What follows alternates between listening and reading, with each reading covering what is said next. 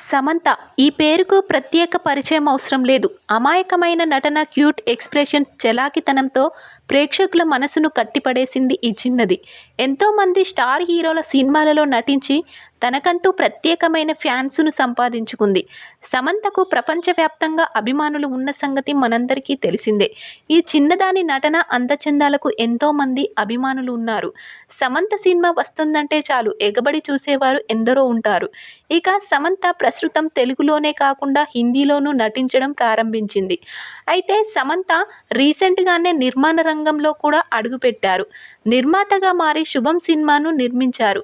ఇదిలా ఉండగా సమంత తిరుమలకు వెళ్లారు. అక్కడ దేవుడిని దర్శనం చేసుకొని తన మొక్కులను సమర్పించుకున్నారు. ప్రస్తుతం ఈ విషయం కాస్త ఎంతో వైరల్ అవుతుంది. అనంతరం శ్రీకాళహస్తి గుడికి కూడా వెళ్లారు సమంత. అక్కడ రాహుకేతు పూజలను సమంత చేయించుకున్నారు. అయితే చాలా వరకు రాహుకేతు పూజలను ఏమైనా దోష పరిహారాలు ఉన్నవారు లేదా వివాహం కోసం, సంతానం కోసం మాత్రమే జరిపించుకుంటారు. మరి సమంత ఈ పూజను చేయించుకుందని తెలిసి చాలామంది సమంత రెండో వివాహం చేసుకోవాలని నిశ్చయించుకుందని, ఆ కారణంగానే శ్రీకాళహస్తికి వెళ్లి పూజలో పాల్గొన్నట్లుగా అనేక రకాల వార్తలు వైరల్ అవుతున్నాయి.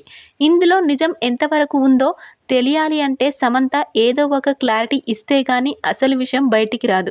ప్రస్తుతం ఈ విషయాలు కాస్త ఎంతో వైరల్ అవుతున్నాయి.